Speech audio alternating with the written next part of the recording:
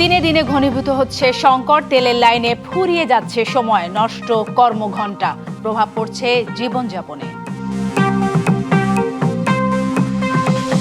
শুধু জ্বালানি নয়, দাম বাড়বে খাদ্যপণ্যেরও, বললেন অর্থমন্ত্রী। সাশ্রয়ী দামে যে কোনো উৎস থেকে তেল কিনবে সরকার।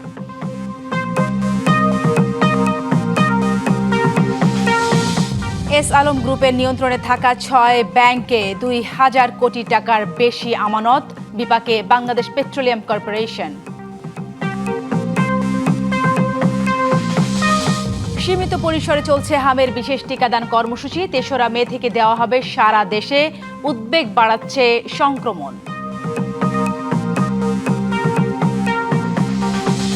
অধ্যাদেশ ইস্যুতে সংসদ ছাপিয়ে উত্তাপ গড়িয়েছে রাজপথে। রাজনৈতিক সমঝোতায় হতে পারে উত্তরণের পথ, বলছেন বিশ্লেষকরা।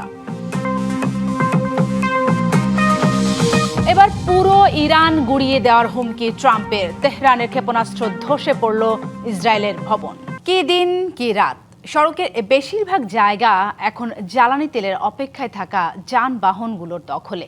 এতে যানজটের সৃষ্টি হচ্ছে রাজধানীর অনেক গুরুত্বপূর্ণ সড়কে। নষ্ট হচ্ছে নগরবাসীর কর্মঘণ্টা, বেশি বিপাকে রাইড শেয়ার করে জীবিকা নির্বাহ করা মানুষ। আমাদের পেট বাঁচান, আমরা তো আর পুঁজিবাদী না ভাই। দৈনিক আমাদের আসতে হয়। নিজের ৫ বছরের ছেলেকে ডেকে আরে রেখে তেলের জন্য লাইনে দাঁড়িয়ে আছেন এই ব্যক্তি। ৩ থেকে ৪ ঘন্টা লাইনে দাঁড়িয়ে আছেন। অনেকটা ক্ষোভ নিয়ে জানালেন, এভাবে চলতে থাকলে কঠিন হবে সংসার চালানো। ৫ মাসে রেখে গেছে, এখন ৫ বছর ডেকে আরে রাখি। এই সারাদিন গাড়ি চালায় যাই, যা ভাত টাত পাক করে ছেলেটারে আনি, আইনা ঘুমাই, আবার সকালবেলা বের হয়ে যাই। এখন এই যে 2 দিন ধরে তেলে নিতে পারি না। ওদিন কি বলবো, ওদিনকে কাঁচা বুট খেয়ে ঘুমাই রয়েছি এই মাদ্রাসার মাসুম বাচ্চা নিয়ে। তেল নাই কোনো জায়গায়। এখন তারেক ভাইয়ের কাছে একটা আকুল আবেদন যে আমাদের বাইকারের জন্য একটা কিছু করেন। রাজধানীর প্রায় সবগুলো পাম্পেরই চিত্র এমনই। চলছে তেল পাওয়ার লড়াই। ঘন্টার পর ঘন্টা দাঁড়িয়েও অনেকে ফিরতে হচ্ছে খালি হাতে। লাইন ছাড়িয়ে যাচ্ছে পাম্পের আশপাশের কয়েক কিলোমিটার। মূল সড়কে ব্যাহত হচ্ছে যান চলাচল। ভোগান্তি বাড়ছে নগরবাসীর। আমরা তো আসছি সকাল 7টা 38-এ, এখন পর্যন্ত সিরিয়াল আছি, পাম্পের কাছাকাছি আসতে পারি না। কত বাজে এখন? এখন তো জাস্ট 5টা বাজে, লাঞ্চ করতে পারি না। সকাল 10টা বাজে মোতালা প্লাজার পিছন থেকে সিরিয়াল দিছি, ওই হাতিরফুল দিয়ে কাটাবন্দি ঘুরে এই পর্যন্ত আসতে আমার 4:02 বেজে গেছে। আর এখান থেকে যাইতে তেলের পাম্পে মিনিমাম আরও 3 ঘন্টা সময় লাগবে। এই তো 5.5 ঘন্টা। খাওয়া দাওয়া হয়েছে দুপুরে? হালকা পাতলা বিস্কিট খাইছি। তেল সংকটে সবচেয়ে বেশি ভোগান্তিতে রাইড শেয়ার করা চালকরা। দিনের বেশিরভাগ সময় কাটছে তেলের লাইনে। এতে টান পড়ছে জীবিকায়। না, আমি দেখিনি তেল সংকটের আগে। জাতির সামনে এটা উন্মুক্ত করা উচিত যে কী কারণে কোথায় তেলটা সংকট, এটা আমরা পুরা ক্লিয়ার জানতে চাই সরকারের কাছ থেকে। এই ক্রাইসিস কবে যাবে ভাই, আমরা তো বুঝতেছি না। সরকার তো খালি কয় যে তেল আছে, কিন্তু আমরা তো ফিল্ডই পাচ্ছি না। তেল আপনার জীবন দশা এরকম চিত্র দেখেছেন আগে? না, কখনো দেখি নাই। এদিকে মেঘনা ফিলিং স্টেশন কর্তৃপক্ষ জানায়, ডিপুতে পর্যাপ্ত তেল রয়েছে। তবে সংকটের আশঙ্কায় অনেকেই অতিরিক্ত মজুত করছেন, যার প্রভাব পড়ছে সরবরাহে। আমাদের ডিপুগুলোতে যথেষ্ট পরিমাণে তেল আছে। গাড়ির এবং বাইকের ট্যাঙ্কগুলো ফুল করে নিয়ে বাসায় বিভিন্ন জায়গায় রিজার্ভ করে। এই রিজার্ভের প্রবণতা থেকে যদি গ্রাহকরা বের হয়ে না আসতে পারে, তাহলে এই সংকট শেষ হবে না। আগে যতটুকু তেল সেল করতাম এবং বিভিন্ন পাম্পেও হতো, যে পরিমাণ তেল সেল হতো, এখন চাহিদাটা গ্রাহকদের প্রায় ডাবল হয়ে গেছে। সংকট কাটাতে অবৈধভাবে তেল মজুত না করতে অনুরোধ জানান সরবরাহকারীরা। আমি সকাল 8টার দিকে এসেছি, এখন বাজে 5টা 4 বাজে। দেশের জ্বালানি সংকট যে তীব্র আকারে ধারণ করছে, সেটি এ সকল চালকদের কথা শুনলেই বোঝা যায়। সকাল 8টায় সিরিয়াল দিয়েছেন জ্বালানি নিতে, সেটি এখন 5টা গড়িয়েছে। এক ঘন্টা পরে সন্ধ্যা নামবে, এখনও তেলের দেখা তিনি পাননি। এই সংকট থেকে, তীব্র এই সংকট থেকে দেশের মানুষ, দেশের গাড়ির চালকরা মুক্তি চান। শুভ খান, ডিবিসি নিউজ, ঢাকা। জ্বালানি তেলের সবশেষ পরিস্থিতি জানাতে রাজধানী বিজয় সরণি এলাকা থেকে সরাসরি যুক্ত হচ্ছেন সহকর্মী আরিফুল ইসলাম। আরিফ, সেই একই চিত্র, জ্বালানি সংকটের কারণে ভোগান্তির চিত্র রাজধানীবাসীর জন্য এখন নিত্যদিনের সঙ্গী হয়ে দাঁড়িয়েছে। যেখানে সকালবেলা সবার কর্মঘণ্টা শুরু হওয়ার কথা, অফিস আদালতে যাওয়ার কথা, সেখানে মানুষ দীর্ঘ লাইনে দাঁড়িয়ে আছে এই জ্বালানির জন্য। আপনি নিশ্চয়ই সকাল থেকে পেট্রোল পাম্পগুলো ঘুরে দেখেছেন, কোনো কি আশার আলো দেখা যাচ্ছে, বা রাজধানীবাসী বা যারা রাইড শেয়ার করেন তাদের কি সেই একই ভোগান্তির চিত্র আপনি দেখতে পাচ্ছেন? কি চিত্র দেখলেন রাজধানী ফিলিং স্টেশনগুলোতে? সাথী বিভিন্ন প্রশ্নই আসলে করেছেন, তার মধ্যে কয়েকটা উত্তর বা সবগুলো উত্তর দেওয়ার চেষ্টা করব। সেটা হচ্ছে যে আপনার কয়েকটা পার্থক্য রয়েছে। রাইড শেয়ারিং একটি বিষয় রয়েছে, যারা ব্যক্তিগতভাবে মোটরসাইকেল চালায় বা ব্যক্তিগত গাড়ি চালায় তাদের বিষয়টা কিন্তু প্রেক্ষাপটটা আলাদা। এই জন্যই বলা, রাইড শেয়ারিং যারা করছেন তারা মূলত অধিক পরিমাণ টাকার যে তেল সংগ্রহ করা সেটা তারা করতে পারছে না, বিধায় তারা কিন্তু বিপাকে পড়ছে না। এমনকি কোথাও কোথাও দিচ্ছে 200 থেকে 300, তার পর যেটা হচ্ছে যে 500 টাকাও দিচ্ছে। কিন্তু 500 টাকার যে তেল 4 লিটার, সেই 4 লিটার তেল তারা মাত্র 2 দিন বা 1-1.5 দিন মতো তারা চলতে পারেন। এই রাইড শেয়ারিংয়ের বিষয়টা এটা, কারণ হচ্ছে তারা অধিক মাত্রায় চলাফেরা করতে হয়, তাদের ঘোরাফেরা করতে হয়, এবং কি তারা রাইড শেয়ারিং করেন দেখে তাদের তেলগুলো কিন্তু দ্রুত শেষ হয়ে যায়। তারা প্রতিদিনই আসলে বিপাকে পড়ছেন এবং কি ভোগান্তি পড়ছেন। এমনকি যারা ব্যক্তিগতভাবে মোটরসাইকেল চালাচ্ছেন তারা বলছেন যে আসলে 1000 বা তার অধিক বা ফুল ট্যাঙ্কি করার মতো যদি পরিস্থিতি তৈরি হয় তাহলে তাদের কিন্তু 7 দিন বা 8 দিন এই পাম্পের আশেপাশে থাকতে হচ্ছে না। এমনকি তাদের যে কাজের ব্যাঘাত ঘটছে বা কর্মক্ষেত্রে যাওয়ার যে বিষয়টা, কারণ তারা সময় পার করছেন, রাস্তাতেই আসলে সময় পার করছে প্রায় 5 থেকে 6 ঘন্টা। সেটা হচ্ছে, আমরা এখানে অনেকের সাথে কথা বলেছি, তারা ভোর 6টায় এসেছেন, কেউ 5টায় এসেছেন, কিন্তু তারপরেও এখনও দীর্ঘ যে গাড়ির লাইনটি আপনারা দেখতে পাচ্ছেন, শুধুমাত্র মোটরসাইকেল না, ব্যক্তিগত গাড়িগুলোও কিন্তু দাঁড়িয়ে আছে এই কাঙ্ক্ষিত তেলের জন্য। তারা বলছেন যে আসলে ফুল ট্যাঙ্কি করলে তারা আর এই ভোগান্তিটা প্রতিনিয়ত করতে হবে না এবং কি গাড়ির চাপটাও কমে থাকবে। কিন্তু তেলের যে সরবরাহ সেটা চাহিদা অনুযায়ী কিন্তু একেবারে নগণ্য। সেটা মালিকপক্ষ বা পেট্রোল পাম্প কর্তৃপক্ষ তারা কিন্তু বরাবরই বলছেন যে তারা ডিপো থেকে সে ধরনের সরবরাহ পাচ্ছেন না, বিধায় এই চাহিদা মেটানো সম্ভব হচ্ছে না। এর পাশাপাশি আবার মজুদের একটা বিষয় রয়েছে, কারণ অনেক চালকের অভিযোগ করছেন যে তাদের মধ্যেই অনেকেই মজুদ করার যে প্রবণতা সেটা কিন্তু তারা দেখেছেন। তারা এই পাম্প থেকে 2 লিটার নিচ্ছেন বা 5 লিটার নিচ্ছেন বা 1000 টাকা নিচ্ছেন, অন্য পাম্পে গিয়ে তারা কিন্তু আবারও সেই যে লাইন, সেই লাইনে দাঁড়াচ্ছেন এবং কি সেই অভিযোগগুলোও কিন্তু তারা একে একে বলে যাচ্ছেন। এর পাশাপাশি তেলের যে সংকট বা পর্যাপ্ত আসলে ভোগান্তি রয়েছে, আবার তেলের যে চাহিদা সেটাও কিন্তু পর্যাপ্ত রয়েছে। সব কিছু মিলেই বলা যায় যে এই তেলের সংকটটা আসলে নিরসন কবে নাগাদ শেষ হবে সেটা অপেক্ষা, বা সরকারের পক্ষ থেকে আসলে উদ্যোগী আরও, যেহেতু সরকার বারবার বলছে যে তেলের কোনো সংকট নেই, তারপরেও কেন এই সমস্যা, সেই সমস্যাটা উদ্ঘাটন করার জন্য কিন্তু দাবি জানিয়েছেন সাধারণ যারা ভুক্তভোগী, যারা তেল সংগ্রহকারী যারা আছেন, তারা কিন্তু বরাবরই বলে যাচ্ছেন সরকারের আরও সচেতনভাবে এটা বিবেচনা করা প্রয়োজন। সেই জোর দাবি। জি, অসংখ্য আরিফ, ধন্যবাদ। আমাদের প্রত্যাশা থাকবে সরকার খুব দ্রুত এই জ্বালানি সংকট নিরসন করবে। জ্বালানি সংকট দেশের জন্য মরার উপর খাড়ার ঘা, এমন মন্তব্য অর্থমন্ত্রীর। মধ্যপ্রাচ্যের যুদ্ধে দেশের অর্থনীতির রক্তক্ষরণ হচ্ছে, ফলে আগামীতে জিনিসপত্রের দাম বাড়বে বলেও সতর্ক করেন তিনি। অবশ্য সাশ্রয়ী মূল্যে যে কোনো উৎস থেকে বাংলাদেশ তেল কিনবে বলে জানিয়েছেন পররাষ্ট্রমন্ত্রী। আর আগামী 3 মাসের জ্বালানি চাহিদা মজুতের সব উদ্যোগের কথা জানিয়েছেন জ্বালানি প্রতিমন্ত্রী। মধ্যপ্রাচ্যের যুদ্ধের প্রভাবে বিশ্ববাজারে লাফিয়ে লাফিয়ে বেড়েছে জ্বালানির দাম, কিন্তু বাংলাদেশে এ চাপ এখনো বহন করছে সরকার। কিন্তু সরকার কতদিন তা একা সহ্য করবে তা নিয়ে সংশয় প্রকাশ করলেন অর্থমন্ত্রী। রবিবার সকালে রাজধানীর শেরেবাংলা নগরে এলডিসি উত্তোলন বিষয়ক এক কর্মশালার উদ্বোধনের পর সাংবাদিকদের তিনি এ মন্তব্য করেন। বলেন, পুরো বিশ্ব যেখানে জ্বালানি সংকটে টালমাটাল, সেখানে বাংলাদেশও এর বাইরে নয়। শ্রীলঙ্কাতে 25% বাড়িয়েছে, আমরা কিন্তু এখনো বাড়াই নাই। কিন্তু এই বিষয়গুলো তো না বাড়িয়ে কত করে আপনি থাকতে পারবেন। যেহেতু আমরা নির্বাচিত সরকার, আমরা চেষ্টা করছি জনগণের উপর চাপ সৃষ্টি না করার জন্য। জনগণের ভোটে ক্ষমতায় আসায় সরকার কোনো অবস্থাতেই জনগণকে চাপে ফেলতে চায় না বলেও উল্লেখ করেন তিনি। এদিকে রবিবার সচিবালয়ে ঢাকায় নিযুক্ত মার্কিন রাষ্ট্রদূত প্রধানমন্ত্রী তারেক রহমানের সঙ্গে সৌজন্য সাক্ষাৎ করেন। রোহিঙ্গাদের ফেরাতে সহযোগিতা অব্যাহত রাখা সহ জ্বালানি নিরাপত্তার জন্য বাংলাদেশকে সাহায্য করার কথা জানান রাষ্ট্রদূত। পরে পররাষ্ট্রমন্ত্রী বলেন, যুক্তরাষ্ট্রের সঙ্গে বাংলাদেশের কোনো গোপন চুক্তি নেই। আমরা সব রকম সোর্স থেকে কিনব। আমরা চাইছি যে আমাদের ক্রেতারা সুলভ মূল্যে এই ডিজেল কিংবা অন্যান্য এনার্জি প্রোডাক্টগুলি পান। সবচাইতে সাশ্রয়ী যে সমস্ত সোর্স, সেটা ভারত হোক, সেটা মধ্যপ্রাচ্য হোক, সেটা যুক্তরাষ্ট্র হোক, আমরা সব জায়গাতেই চেষ্টা করছি। এছাড়া বিদ্যুৎ, জ্বালানি ও খনিজ সম্পদ প্রতিমন্ত্রী সচিবালয়ে সাংবাদিকদের ব্রিফ করেন। জানান, তেলের কোনো সংকট হবে না, নতুন কয়েকটি জ্বালানি উৎস শনাক্ত করা হয়েছে।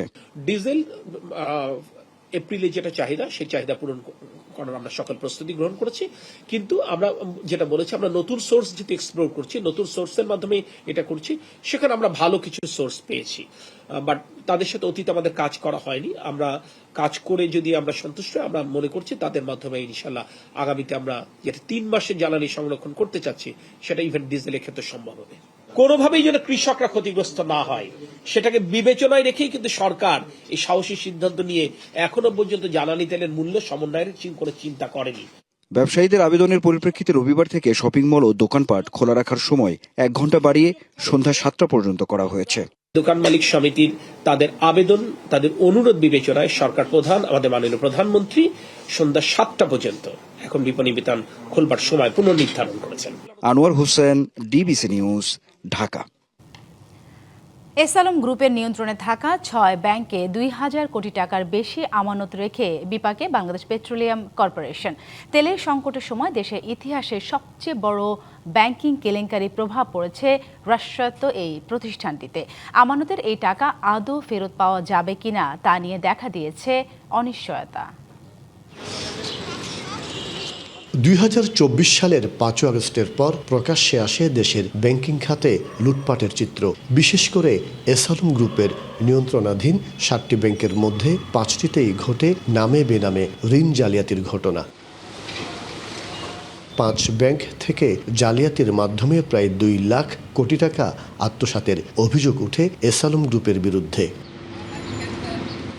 এসালম সংশ্লিষ্ট ইসলামী ব্যাংক, ফার্স্ট সিকিউরিটি ইসলামী ব্যাংক, ইউনিয়ন ব্যাংক, গ্লোবাল ইসলামী ব্যাংক ও সোশ্যাল ইসলামী ব্যাংকে এফডিআর ও এসএনডি মিলে 2070 কোটি টাকার বেশি কিছু জমা রয়েছে বিপিসির। 2023-24 অর্থ বছরে এ জমার পরিমাণ ছিল 1345 কোটি টাকা।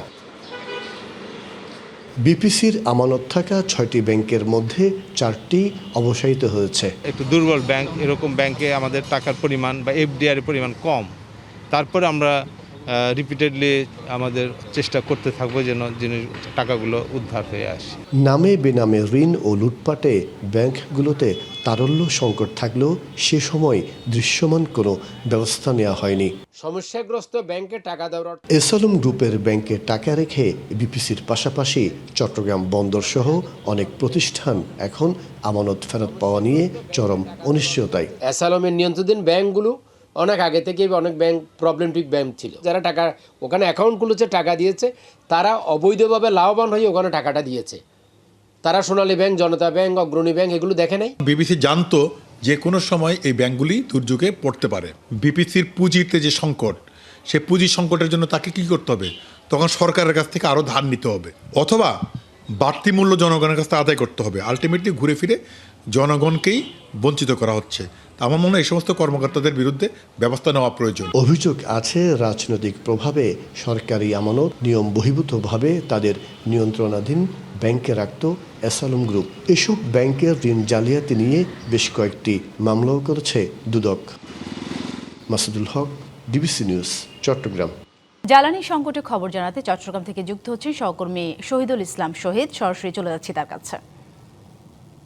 শহীদ, কিছুক্ষণ আগে আমরা রাজধানী ফিলিং স্টেশনগুলো চিত্র দেখছিলাম, সেই একই ভোগান্তির চিত্র। ঘন্টার পর ঘন্টা লাইনে দাঁড়িয়ে আছে, কেউ রাত থেকে ভোর পর্যন্ত, কেউ ভোর থেকে এখন পর্যন্ত। আপনার কাছে জানতে চাইবো, চট্টগ্রামে ফিলিং স্টেশনগুলোর কি অবস্থা, সেখানে গ্রাহকরা কি বলছেন বা পেট্রোল পাম্প মালিকরা কি বলছেন, সব কিছু মিলে জ্বালানি সংকটের চিত্র চট্টগ্রামের কি অবস্থা আমাদের সামনে তুলে ধরবেন।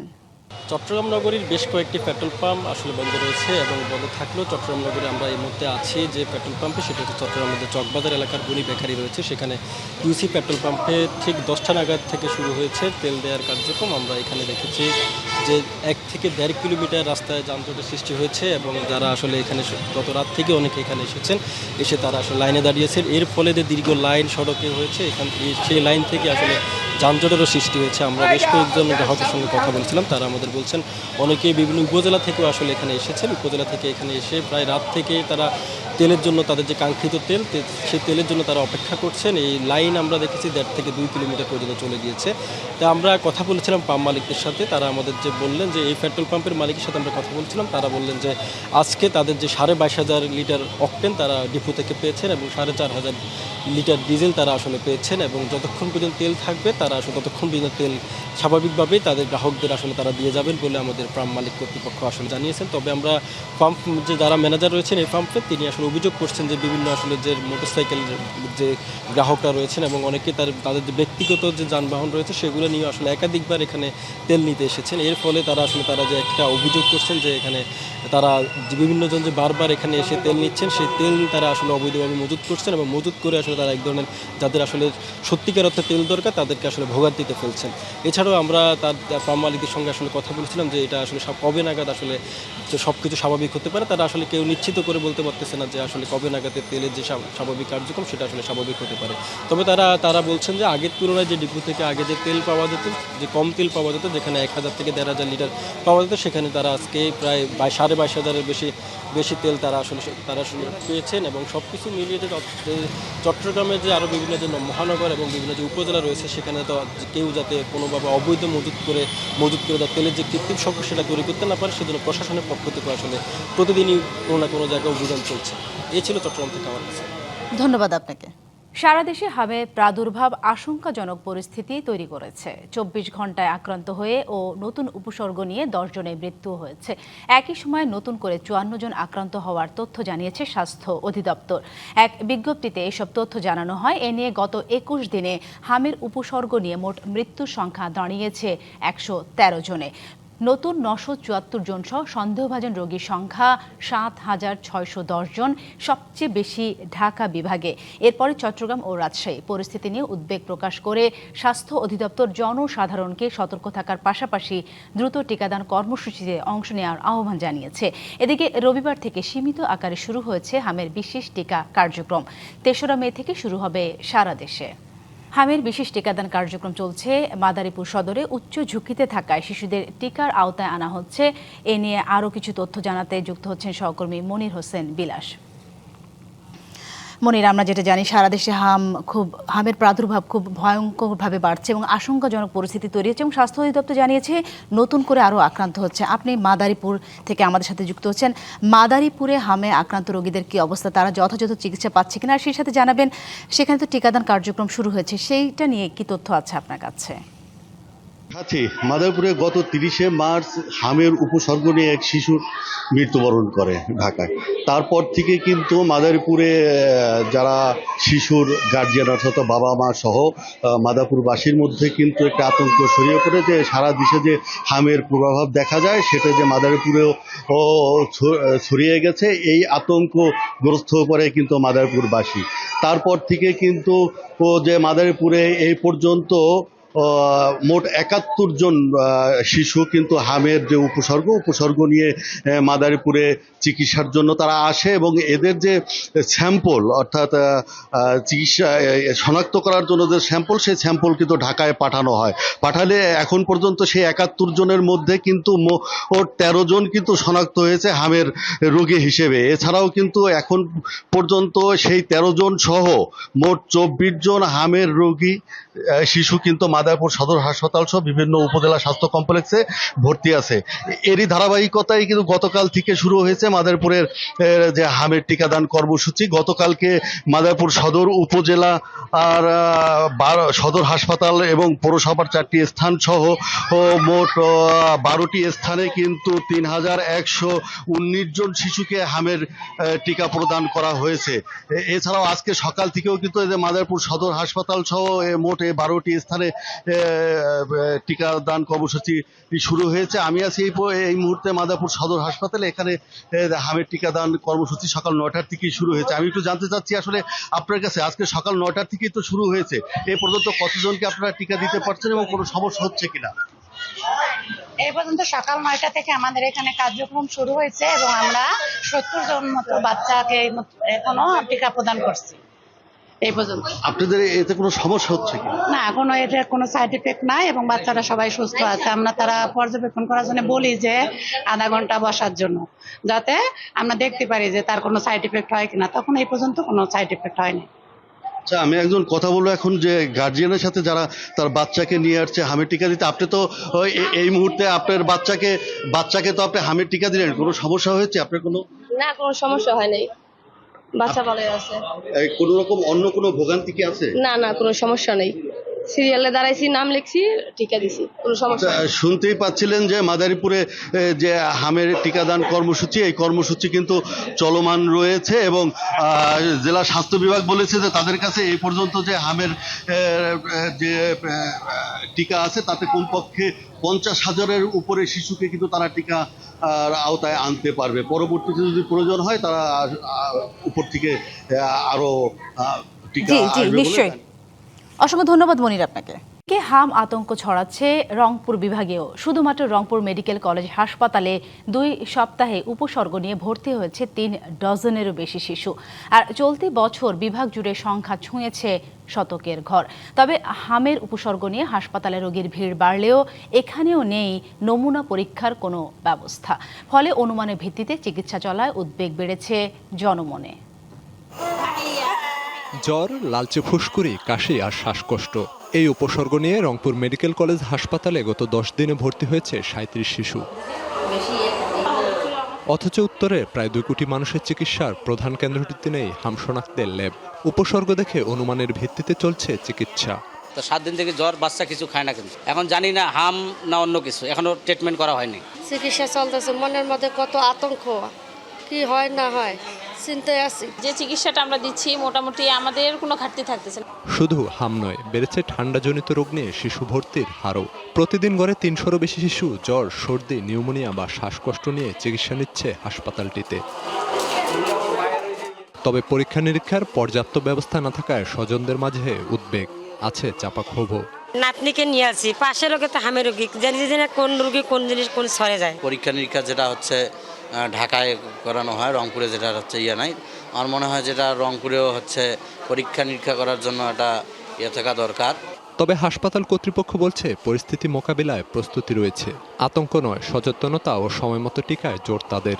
হামের রোগীদের চিকিৎসার জন্য আমরা আলাদা আইসোলেশন ওয়ার্ড তৈরি করেছি এবং সেখানে তারা চিকিৎসা নিচ্ছে। এবং যেহেতু রোগীর সংখ্যা বাড়ছে, ভবিষ্যতে আরও রোগীর সংকলনের জন্য আমরা দ্বিতীয় একটা আইসোলেশন ওয়ার্ডের ব্যবস্থা করে রেখেছি। এবং হামের রোগীদের নমুনা পরীক্ষার জন্য আমরা ঢাকায় প্রেরণ করেছি এবং আমরা শীঘ্রই হয়তো সেই নমুনা রিপোর্ট পাবো। জনগণ যাতে আতঙ্কিত না হয় সেই জন্য আমাদের প্রতিটি হাসপাতালে আমাদের নিয়মিত স্বাস্থ্য বার্তায় হামের লক্ষণযুক্ত রোগীদেরকে দ্রুত হাসপাতালে আসা এবং চিকিৎসকের পরামর্শ নেওয়ার জন্য আমরা বলেছি। চলতি বছর রংপুর বিভাগে 86 জনের হাম শনাক্ত হলেও মৃত্যুর ঘটনা নেই।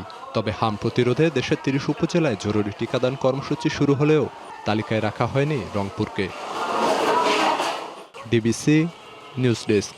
অন্তর্বর্তী সরকারের জারি করা বেশ কিছু অধ্যাদেশ বাতিলের সুপারিশ ও সংসদে উত্থাপন না করার প্রেক্ষাপটে উত্তাপ সৃষ্টি হয়েছে রাজনৈতিক অঙ্গনে। এই ইস্যুতে অনেকটা মুখোমুখি অবস্থানে সরকার ও বিরোধী দল। সংসদ ছাপিয়ে উত্তাপ গড়িয়েছে রাজপথে। বিশ্লেষকরা বলছেন রাজনৈতিক সমঝোতায় হতে পারে এই সংকট থেকে উত্তরণের পথ। আমরা মেনে নিতে পারি না, এই জন্য তার প্রতিবাদে আমরা ওয়াকআউট করছি। সংসদের ভেতরে তর্ক বিতর্ক আর বাইরে রাজপথে কর্মসূচি। অধ্যাদেশ ইস্যুতে 2 ধারার রাজনীতি এখন মুখোমুখি। নির্বাচন পরবর্তী এই সংকট নতুন করে উত্তাপ ছড়াচ্ছে দেশের রাজনৈতিক অঙ্গনে। বিশ্লেষকরা বলছেন গণতান্ত্রিক ব্যবস্থায় আইন প্রণয়নের মূল জায়গা সংসদ হলেও আস্থাহীনতা তৈরি হলে রাজপথকেই বেছে নেয় বিরোধী দলগুলো। বিএনপি হচ্ছে অনেক জায়গায় আস্থার মধ্যে নিতে পারছে না বিরোধী দলকে। একই সাথে বিরোধী দলের পারফরমেন্সেও আমি খুব একটা আশা জায়গা নিয়ে কিছু দেখতে পাচ্ছি না। কারণ আপনি যদি দেখেন সংসদে আলাপ আলোচনার যে জায়গাগুলো হয়েছে, বিরোধী দলের যারা বক্তব্য রেখেছেন তাদের বেশিরভাগই তাদের অবস্থানটা কি, কোথায়, কেন তারা ইসে করছেন, সেই ধরনের কোনো ধরনের বক্তব্যই আমরা বিরোধী দলের নেতৃবৃন্দের কাছ থেকে পাচ্ছি না। সরকার এবং বিরোধী দল তাদেরকে রাজনৈতিক সদিচ্ছা নিয়ে এগিয়ে আসতে হবে। এগিয়ে এসে প্রত্যেকটি বিষয়ের যে নিশ্চয়ই একটা সমাধান আছে, ওই সমাধানের জায়গাটিতে পৌঁছতে হবে। সরকার তার মতো করে পদক্ষেপ নেবে, বিরোধী দল তার মতো করে রাস্তায় তারা থাকবে, ফলে রাজনীতি একেবারেই অন্য ডিরেকশনে চলে যাওয়ার সম্ভাবনা আছে। সমস্যা সমাধানে সংসদ কার্যকর ভূমিকা রাখতে না পারলে রাজনৈতিক সংকট আরও গভীর হতে পারে বলে মনে করছেন বিশ্লেষকরা। আশঙ্কা, রাজপথের কর্মসূচিতে সুযোগ নিতে পারে তৃতীয় শক্তি। সংসদকে সকল সমস্যা সমাধানের কেন্দ্রবিন্দু করতে পারবো, পাশাপাশি রাজনৈতিক টেবিলেও আলোচনা করা যেতে পারে। এই দুই জায়গায় যদি আমরা আপাতত সীমাবদ্ধ থাকি, তাহলে তৃতীয় কোনো পক্ষ এখানে সুযোগ নেওয়ার সুযোগ থাকবে না, অথবা কোনো ধরুন যারা নৈরাজ্য তৈরি করতে চায় তারাও এই সুযোগ নিতে পারবে না আর কি। কার্স অফ দ্য 2/3 মেজরিটি, 2/3 সংখ্যাগরিষ্ঠতার অভিশাপ আমরা দেখতে পাচ্ছি। সংসদে বসে সমস্যার সমাধান না করে রাজপথে এটা নিয়ে যাওয়া, রাজপথের এটার রাজপথে এটা সমাধানের প্রচেষ্টা, এটা দুঃখজনক, এটা কল্যাণকর হবে না আমাদের। অধ্যাদেশ ইস্যুতে সরকার ও বিরোধী দলকে আলোচনার টেবিলকে বেছে নেওয়ার পরামর্শ বিশ্লেষকদের। তো এদের তো নোট অফ ডিসেন্ট আছে, তো এদের নোট অফ ডিসেন্ট কোথায়? ফজলে রাব্বি, সৌরভ, ডিবিসি নিউজ, ঢাকা। 6 বছরেও মেরামত হয়নি জামালপুরের সরিষাবাড়িতে বন্যায় ক্ষতিগ্রস্ত ঝিনাই নদীর সেতু। বর্ষা মৌসুমে নৌকা আর শুষ্ক মৌসুমে স্বেচ্ছাশ্রমে নির্মিত কাঠের সেতু চলাচলের একমাত্র ভরসা স্থানীয়দের। এতে চরম ভোগান্তিতে এ পথে চলাচলকারী অন্তত 20 গ্রামের লক্ষাধিক বাসিন্দা। জামালপুরের সরিষাবাড়ি এবং মাদারগঞ্জের 4 গ্রামের লক্ষাধিক মানুষ। উপজেলা শহরে তাদের যাতায়াতের অন্যতম উপায় নদীপথ। 2003-04 অর্থ বছরে সোয়াকোয়ের হুদুরমোর শাহজাদা হাট এলাকায় ঝিনাই নদীর উপর 200 মিটার ঝাড়কাটা সেতু নির্মাণের উদ্যোগ নেয় এলজিডি। 2006 সালে তা চলাচলের জন্য উন্মুক্ত হয়, কিন্তু 2020 সালে বন্যার্তরে ব্রিজের 2টি পিলার সহ 2টি গার্ডার দেবে যায়। নদীগর্ভে বিলীন হয়ে যায় সেতুর মাঝের অংশে 60 মিটার। এরপর 6 বছর কেটে গেলেও জোড়া লাগেনি সেতুর 2 প্রান্ত। শুষ্ক মৌসুমে নদীতে স্বেচ্ছাশ্রমে তৈরি কাঠের সাঁকো দিয়ে চলাচল করলেও বর্ষায় একমাত্র মাধ্যম নৌকা। এতে প্রায়ই ঘটে দুর্ঘটনা। গর্ভবতী মহিলাগুলা যখন সমস্যা হয় তখন আমরা এই নৌকা দিয়ে পার হইতে খুব কষ্টে আছি। দোকানপাট আগে ভালোই চলতো, ব্রিজ থাকতে, ব্রিজ ভাঙার পরে বাজারটা একবারে নিঃস্ব। আমরা অতি তাড়াতাড়ি এই ব্রিজটা সংস্কার অথবা নতুন ব্রিজের জন্য সরকারের কাছে আমরা আবেদন করি। আতঙ্কে অনেক অভিভাবক সন্তানদের শিক্ষা প্রতিষ্ঠানে পাঠায় না। এছাড়াও পণ্য পরিবহনে বাড়তি খরচের পাশাপাশি কৃষি পণ্যের ন্যায্য মূল্য থেকে বঞ্চিত হচ্ছে কৃষক। আমরা মালামাল কিনতে গেলে 50 টাকা না এলেও ভাড়া বেশি দিয়ে নেওয়া লাগে, আবার ব্যাস ফারে গেলেও 50 টাকা ভাড়া কম দিয়ে নেওয়া লাগে। যখন বর্ষার সময় হয়, নৌকা দিয়ে চলাচল করতে হয়, তখন আমাদের খুব সমস্যা। বাচ্চারা সময় মতো স্কুলে যেতে পারে না। এলজিডির নির্বাহী প্রকৌশলী জানান, নতুন অর্থ বছরে বরাদ্দ পেলে কাজ শুরু হবে। নতুনভাবে ব্রিজটি নির্মাণের জন্য প্রস্তাব প্রেরণ করা হয়েছে। অর্থ বরাদ্দ হলে পরে আমরা ওই ব্রিজটি নির্মাণটা সমাপ্ত হবে এবং এলাকাবাসীর যে দীর্ঘদিনের একটা ইউনিয়নের যাতায়াত ব্যবস্থা উন্নতি সাধন হবে। শুধু আশ্বাস নয়, দ্রুত সেতুটি পূর্ণাঙ্গ রূপ পাবে এমন প্রত্যাশা সবার। শুভ্র মেহেদি, ডিবিসি নিউজ, জামালপুর। ভালো ফলনের আশা থাকলেও আগাম বৃষ্টি, শিলা আর ঝোড়ো হাওয়ায় ঠাকুরগাঁওয়ে লিচু চাষে দেখা দিয়েছে বড় ধাক্কা। অনেক বাগানে ঝরে গেছে ফুল। ক্ষতির মুখে চাষি ও শ্রমিকদের জীবনে এখন অনিশ্চয়তার ছাপ। ক্ষতির বিষয়ে ঊর্ধ্বতন কর্তৃপক্ষকে জানিয়ে সরকারি সহায়তার আশ্বাস কৃষি সম্প্রসারণ অধিদপ্তরের।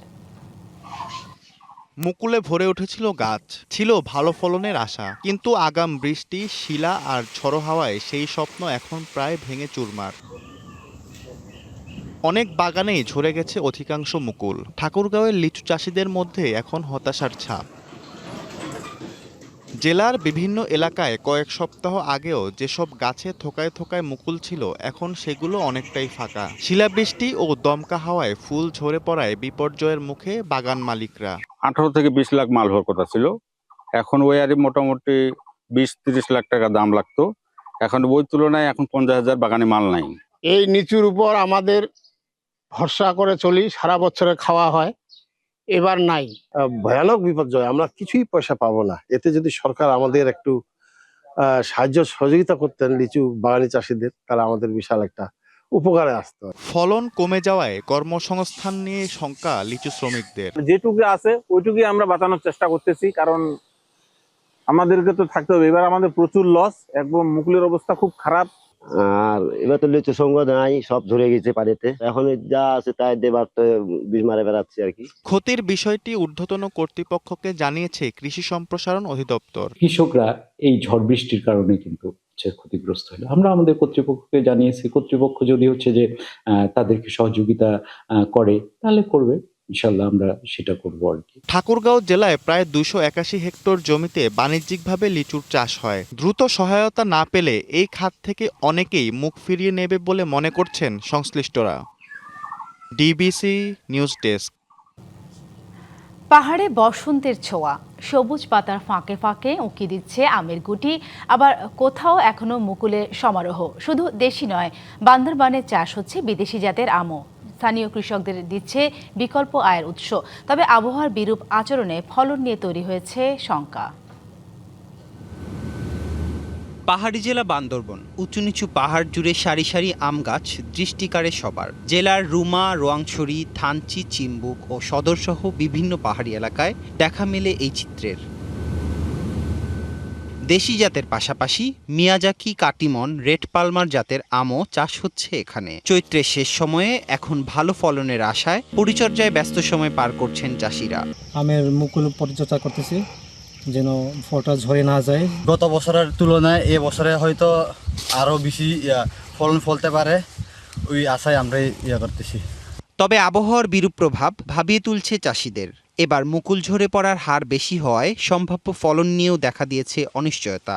এবছর মুকুল অনেক সুন্দর বা অনেক মুকুল হচ্ছে, কিন্তু গত বছরের মতো গুটি নাই, মুকুল আর ফুল গত বছর থেকে বেশি, কিন্তু গুটিটা টিকে না। তবে ভালো ফলন পেতে হলে সঠিক পরিচর্যার পরামর্শ কৃষি বিভাগের। আমের 15 থেকে 20 বার এমনি মুকুল ঝরে যায়, ন্যাচারালি ঝরে যায়। আর যদি বৃষ্টিপাত বা খরা হয় অনেক সময় সেই ফলন কম হতে পারে।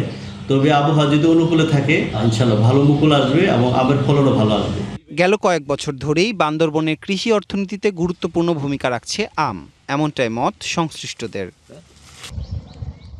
DBC news desk. এবার পুরো ইরান গুড়িয়ে দিতে হবে। চুক্তিতে রাজি হতে ইরানকে মঙ্গলবার পর্যন্ত সময় বেঁধে দিয়ে এমন হুমকি দিলেন মার্কিন প্রেসিডেন্ট ডোনাল্ড ট্রাম্প। জবাবে ইরান বলছে, যুক্তরাষ্ট্র ও ইসরায়েলের জন্য হরমুজ প্রণালী আর কখনো আগের অবস্থায় ফিরবে না।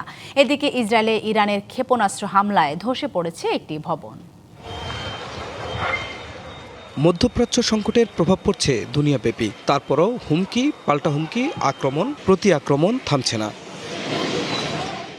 যুদ্ধবন্ধ ও হরমুজ প্রণালী খুলে দিতে চুক্তি করতে মরিয়া মার্কিন প্রেসিডেন্ট ডোনাল্ড ট্রাম্প। মঙ্গলবার রাত 8টা পর্যন্ত ইরানকে সময় বেঁধে দিয়েছেন তিনি। মার্কিন সংবাদ মাধ্যম এবিসি নিউজকে দেয়া সাক্ষাৎকারে পুরো ইরান গুড়িয়ে দেওয়ার হুমকি দিয়েছেন ট্রাম্প। আর ট্রুথ সোশ্যালে পোস্টে লেখেন, ইরানের বিদ্যুৎ কেন্দ্র ও সেতুগুলো ধ্বংস করে দেয়া হবে। জবাবে ইরান বলছে, যুক্তরাষ্ট্র ও ইসরায়েলের জন্য হরমুজ প্রণালী আর কখনো আগের অবস্থায় ফিরবে না। ইরানের বিপ্লবী গার্ড IRGC সামাজিক যোগাযোগ মাধ্যমে প্রকাশ করা এক বিবৃতিতে এ ঘোষণা দিয়েছে। ইরানের পররাষ্ট্র মন্ত্রণালয় বলছে, যে কোনো হামলার দাঁত ভাঙা জবাব দেওয়া হবে। মন্ত্রণালয়ের মুখপাত্র ইসমাইল বাঘাই বলেছেন, তেহরানের প্রতিক্রিয়া হবে ভয়াবহ। আমরা আমাদের জাতীয় নিরাপত্তা ও সার্বভৌমত্ব সর্বশক্তি দিয়ে রক্ষা করতে দৃঢ় প্রতিজ্ঞ। কেবল 37 দিনই নয়, 5 দশক ধরেই দেখেছি ইরানিরা অত্যন্ত দেশপ্রেমী এবং শত্রুদের বিরুদ্ধে রুখে দাঁড়াতে প্রস্তুত। এদিকে কথার যুদ্ধের মধ্যেই চলছে আকাশপথে হামলা, পাল্টা হামলা। ইসরায়েলের হাইফায় ইরানি ক্ষেপণাস্ত্রের আঘাতে একটি ভবন ধসে পড়েছে। পাশাপাশি বাহরাইন, কুয়েত ও সংযুক্ত আরব আমিরাতে মার্কিন কোম্পানিগুলোর পেট্রোকেমিক্যাল, তেল ও গ্যাসের স্থাপনায় হামলা চালিয়েছে তেহরান। অন্যদিকে লেবাননের বৈরুতে ভয়াবহ বিমান হামলা চালিয়েছে ইসরায়েল। হামলায় হতাহত হয়েছেন বেশ কয়েকজন। খান মোহাম্মদ মুকুল, ডিবিসি নিউজ ডেস্ক। 39 বছর পর FA কাপের সেমিফাইনালে জায়গা করে নিয়েছে লিডস ইউনাইটেড। রোববার ওয়েস্ট হ্যামকে পেনাল্টি শুট আউটে হারায় লিডস। সেমিফাইনালে তারা মুখোমুখি হবে চেলসির। নির্ধারিত ও অতিরিক্ত সময়ের খেলা 2-2 সমতায় থাকার পর টাই ব্রেকারে 4-2 ব্যবধানে জয় পায় লিডস। লন্ডন স্টেডিয়ামে প্রথমার্ধে 2-0 ব্যবধানে এগিয়ে যায় তারা। তবে ইনজুরি টাইমের নাটকীয়তায় টানা 2 গোলে সমতায় ফেরে ওয়েস্ট হ্যাম। পেনাল্টি শুট আউটে লিডস গোলরক্ষক লুকাস পেরি রুখে দেন ওয়েস্ট হ্যামকে। 1987 সালের পর এই প্রথম FA কাপের শেষ 4-এ পৌঁছলো লিডস। ডিবিসি সংবাদ এই ছিল এখনকার মতো। ডিবিসি নিউজের সংবাদগুলো পড়তে ভিজিট করুন dbcnews.tv আর ভিজিট করুন ডিবিসির ফেসবুক পেজ এবং ইউটিউব চ্যানেল। ডিবিসির সঙ্গেই থাকুন।